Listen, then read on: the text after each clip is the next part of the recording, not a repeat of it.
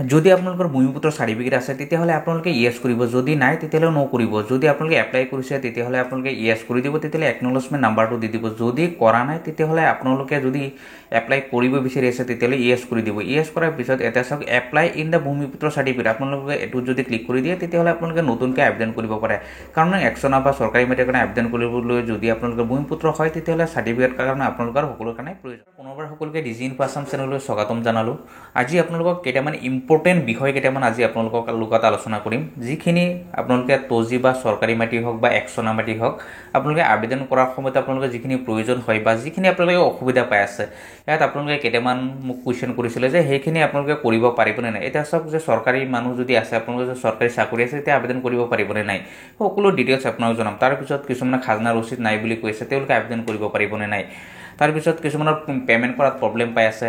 তাৰপিছত main important যিটো হৈছে যে আপোনালোকৰ ভূমিপুত্ৰ চাৰ্টিফিকেট আছেনে নাই বা ভূমিপুত্ৰ চাৰ্টিফিকেট আপোনালোকে কেনেদৰে আবেদন কৰিব পাৰিব, সম্পূৰ্ণ ডিটেইলছ আপোনালোক জনাম। আপোনালোকে আবেদন কৰোঁতে যদি ভূমিপুত্ৰ চাৰ্টিফিকেট তাত ভেৰিফাই কৰিব পৰা নাই, কিয় কৰিব পৰা নাই, সম্পূৰ্ণখিনি তথ্য আজি আপোনালোকক দিম। গতিকে আপোনালোকে ভিডিঅ'টো স্কিপ নকৰাকৈ সম্পূৰ্ণকৈ চাব। তাৰ লগতে যদি আপোনালোকে নতুনকৈ চাই আছে তেতিয়াহ'লে আপোনালোকে চেনেলটো ছাবস্ক্ৰাইব কৰি ভিডিঅ'টো লাইক আৰু এটা শ্বেয়াৰ কৰি দিব। এতিয়া প্ৰথমতে চাওক, যিটো একচনা মাটি বা তজি মাটি আছে বা চৰকাৰী মাটি আছে, এই গোটেইখিনি এটাই। যদি আপোনালোকৰ নামত যদি অলৰেডি এলটমেণ্ট হৈ গৈছে তেতিয়াহ'লে আপোনালোকে আবেদন কৰিব পাৰে। সেইটো আবেদন কৰিবলৈ চাওক, প্ৰথমতে আপোনাৰ যিটো খাছ ছেটেলমেণ্ট অফ খাছ লেণ্ড যিটো আছে আপোনালোকে সেইটোত আবেদন কৰিব লাগে। সেইটোত আবেদন কৰিবলৈ আপোনালোকে চাওক, যিটো সেৱা সেতু পৰ্টেল আছে, আপোনালোকে সেৱা সেতু পৰ্টেলত আহিব। সেৱা সেতু পৰ্টেলত আহি পেলাই যিটো চাওক ছেটেলমেণ্ট অফ খাছ land and ceiling surplus and land, সেইটোত আপোনালোকৰ প্ৰথমতে ৰেজিষ্ট্ৰেশ্যন কৰিব। ৰেজিষ্ট্ৰেশ্যন কৰিবলৈ চাওক আপোনালোকৰ নাম, মোবাইল নাম্বাৰ, এড্ৰেছটো আপোনালোকে দিব। তাৰপিছত আপোনালোকৰ যিটো পিনক'ড আছে পিনক'ডটো দি পেলাই আপোনালোকে প্ৰচেছ কৰি দিব। প্ৰচেছ কৰাৰ পিছত চাওক আপোনালোকৰ যিটো আধাৰ কাৰ্ড বা পান কাৰ্ড আছে, আপোনালোকে আধাৰ কাৰ্ড বা পান কাৰ্ড দি আপোনালোকে ভেৰিফাই কৰিব। ভেৰিফাই কৰাৰ পিছত আপোনালোকে বাকী যিখিনি নেক্সট ষ্টেপটো সেইটো আপোনাৰ খোল খাই যাব। সেইটো আপোনালোকে এটা চাব পাৰে। চাওক আপোনালোকে গোটেই ডিটেইলছখিনি আপোনালোকে ফিল আপ কৰিব। ফিল আপ কৰাৰ পিছত মেইন ইম্পৰ্টেণ্ট যিখিনি হৈছে, কাৰণ এইখিনি ইতিমধ্যে মই আগৰ ভিডিঅ'ত আপোনালোকক উল্লেখ কৰিছোঁ, আপোনালোকে কেনেদৰে তাত ফিল আপ কৰিব লাগে, কি লিখিব লাগিব, সম্পূৰ্ণখিনি তাত দিয়া আছে, আপোনালোকে চাই ল'ব পাৰে। কিন্তু আপোনালোকে যিটো প্ৰব্লেম পাই আছে, আচলতে ডাঙৰ প্ৰব্লেম যিটো হৈছে, যিখিনি ভূমিপুত্ৰ মানুহ হয় আচলতে, যিখিনি SC ST OBC, এই মানুহখিনি চাওক আপোনালোকে কেনেদৰে আবেদন কৰিব। চাওক যদি আপোনালোকে SC বা ST হয় তেতিয়াহ'লে আপোনালোকে যিকোনো SC ST আপোনাৰ চিলেক্ট কৰিলে, তাৰপিছত আপোনালোকৰ যিটো কাষ্ট হয়, যিটো চাব কাষ্ট হয়, সেইটো আপোনাৰ চিলেক্ট কৰিলে।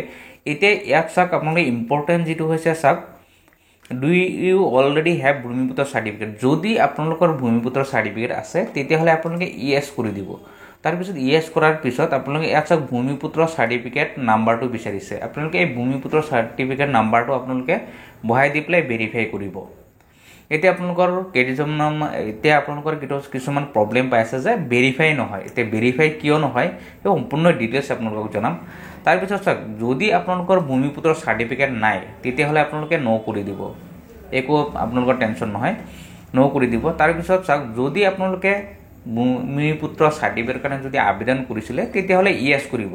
যদি ইয়েছ কৰে তেতিয়াহ'লে আপোনালোকে একনলেজমেণ্ট নাম্বাৰ যিটো আছে এইটো বহাব লাগিব, কাৰণ যিটো আবেদন কৰাৰ সময়ত আবেদন কৰিলে আপোনালোকে এপ্লিকেশ্যন কৰিলে এটা একনলেজমেণ্ট নাম্বাৰ ওলায়, সেই একনলেজমেণ্ট নাম্বাৰটো আপোনালোকে দিব লাগিব। তাৰপিছত যদি নাই আপোনালোকে আবেদন কৰাই নাই তেতিয়াহ'লে ন' কৰি দিব। আৰু যদি আপোনালোকে আবেদন কৰিব বিচাৰি আছে তেতিয়াহ'লে আপোনালোকে ইয়েছ কৰিব। তেতিয়াহ'লে আপুনি এপ্লাই ফৰ ভূমিপুত্ৰ চাৰ্টিফিকেট, আপোনালোকে এই এপ্লাই ফৰ ভূমিপুত্ৰ চাৰ্টিফিকেটত যদি আপোনালোকে ক্লিক কৰি দিয়ে তেতিয়াহ'লে আপোনালোকে তাত আবেদন কৰিব পাৰে। এতিয়া মেইন ইম্পৰ্টেণ্ট হৈছে কি, চাওক যে ভূমিপুত্ৰ চাৰ্টিফিকেটটো কি আচলতে, সেইটো বহুতৰ কাৰণে এটা কনফিউজ হৈ আছে।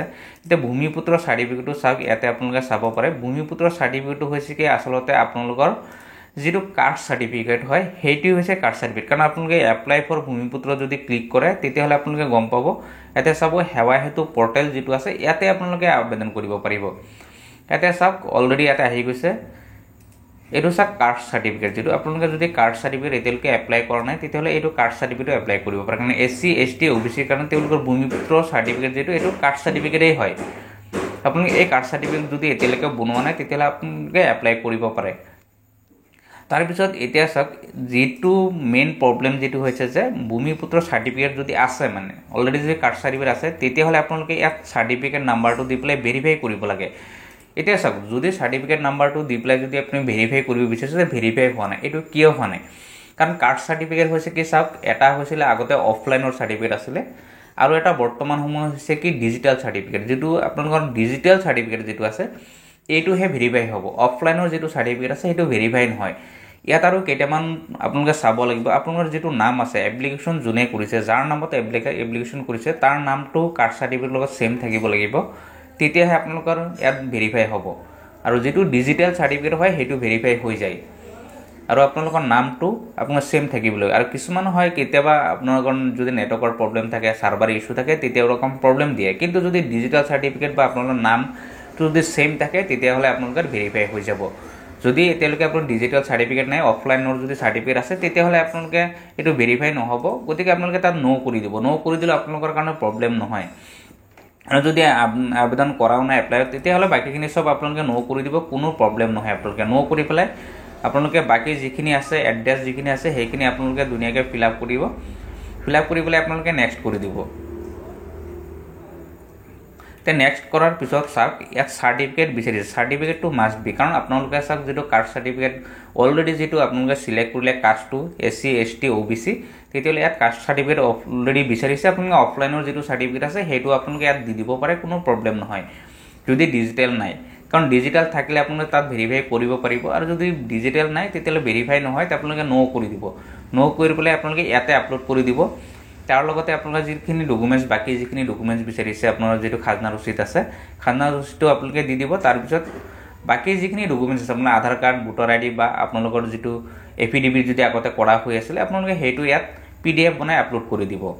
তেতিয়াহ'লে আপোনালোকৰ আৰু বেলেগ কোনো প্ৰব্লেম নহয়, তেতিয়াহ'লে আপোনালোকে ইয়াতে ছাবমিট হৈ যাব। এইখিনি আপলোড কৰি আপুনি নেক্সট কৰি পেলাই আপুনি পে'মেণ্ট কৰি দিব। এতিয়া চাওক পে'মেণ্টৰ এটা প্ৰব্লেম আপোনালোকে পাই আছে যে পে'মেণ্ট হোৱা নাই। এতিয়া চাওক পে'মেণ্টটো প্ৰব্লেম নহয়, যদি আপোনালোকৰ ৰিয়েলি যদি আপোনালোকৰ পে'মেণ্টত গুচি গৈছে, পে'মেণ্টত যোৱাৰ পিছত যদি ফেইল হৈছে, তেতিয়াহ'লে আপোনালোকে লগ ইন কৰিব। তেতিয়াহ'লে আপোনালোকে সেইটো তাতে অলৰেডি একনলেজমেণ্ট আহি থাকিব, আপুনি একনলেজমেণ্ট ক্লিক কৰি দিব, তেতিয়াহ'লে আপোনালোকে সেইটো পে'মেণ্ট লৈ ল'ব। পে'মেণ্টৰ কাৰণে প্ৰব্লেম নহয়, যদি ছাবমিট হৈ যায় পে'মেণ্টটো আপোনালোকৰ যদি এনেকুৱা প্ৰব্লেম পাই আছে, আপোনালোকে লগ ইন কৰি দিব আকৌ কেঞ্চেল কৰি পেলাই, আপোনালোকে তেতিয়াহ'লে আপোনালোকে সেইটো পে'মেণ্ট লৈ ল'ব। এতিয়া তাৰপিছত আপোনালোকৰ বাকী কেইটামান প্ৰব্লেম আপোনালোকে পাই আছে যে চৰকাৰী মানুহ যদি আছে, চাকৰি কৰি আছে, তেওঁ এপ্লাই কৰিব পাৰিব নে নাই? এপ্লাই কৰিব পাৰিব।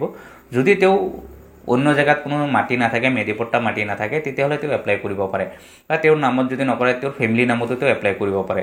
তাৰপিছত আৰু এটা প্ৰব্লেম হৈছে কি চাওক, আপোনালোকে যদি যোৱা বছৰ এপ্লাই কৰিছিলে, তাত যদি এবিঘা আপোনালোকে যদি আবণ্টন পাই গৈছিলে, মেধিপট্টা পাইছিলে, তেতিয়াহ'লে বাকী যদি আৰু মাটি আছে তেতিয়াহ'লে আপোনালোকে এইবাৰ আবেদন কৰিব পাৰে, বা আপোনালোকে একেলগে আবেদন কৰিব পাৰে। কাৰণ আপোনাৰ যদি দাগ নম্বৰ বেলেগ বেলেগ থাকে তেতিয়াহ'লে আপোনালোকে বেলেগ বেলেগো আবেদন কৰিব পাৰে, 2বাৰ 3বাৰ আবেদন কৰিব পাৰে, কোনো প্ৰব্লেম নহয়।